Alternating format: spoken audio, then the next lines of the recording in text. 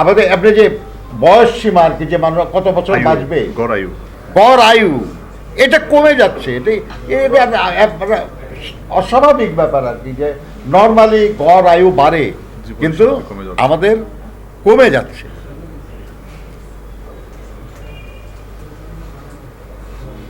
আপনার জিনিসপত্রের দাম বাড়ার মানে হলো প্রকৃত মজুরি বা প্রকৃত আয় কমে যাওয়া। আপনারা এখানে সাংবাদিকরা যারা আছেন, আপনারাও তো নির্দিষ্ট নিম্ন আয়ের মানুষ। জিনিসের দাম বাড়া মানে মজুরি কমা। যারা মজুরি উপার্জন করে তাদের মজুরি কমা, আর যারা ওইভাবে করে না তাদের প্রকৃত আয় কমা। সমস্ত মানুষের এই প্রকৃত আয় বা প্রকৃত মজুরি কমে যাচ্ছে। এই অবস্থা, এটা মানা যায় না। এর পরিবর্তন, সেই জন্যই এদেশের বিপুল সংখ্যাগরিষ্ঠ মানুষ একটা পরিবর্তনের প্রত্যাশা করছে। তারা সে পরিবর্তন গণতান্ত্রিক প্রক্রিয়া করতে চায় বলেই শান্তিপূর্ণভাবে তার এই মনোভাব তারা ব্যক্ত করেছে। 7ই জানুয়ারি নির্বাচন নামে যে খেলা, সেই খেলায় তারা অংশগ্রহণ করে নাই।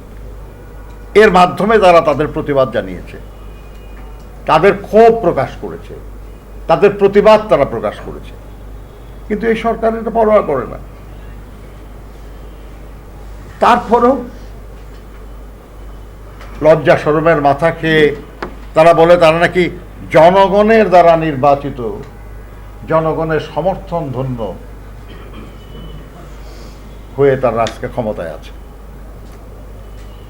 একটু আগে মান্না ভাই বলতেছিলেন যে এতই যদি সমর্থনে আপনারা উদ্দীপ্ত, তাহলে ভয়টা পাচ্ছেন কাকে?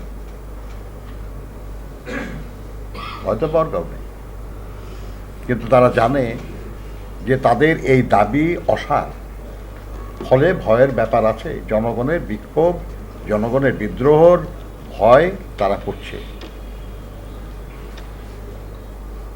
আমাদের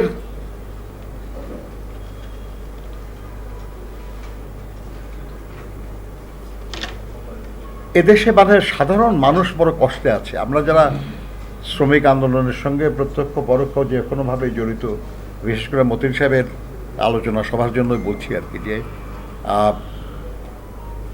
আমাদের জুট মিলগুলি তো শেষ হয়ে গেছে। আমাদের চিনিকলগুলি, আমাদের 16টা চিনিকল ছিল, এখন মাত্র 7টা চিনিকল, তাও পুরা উৎপাদনে নাই। অথচ এই বাংলাদেশে একসময় আমরা 1 বছর কিন্তু চিনি কিছু রপ্তানিও করেছিলাম। অবশ্য জনসংখ্যা বেড়েছে, প্রয়োজন বেড়েছে, সব ঠিক আছে,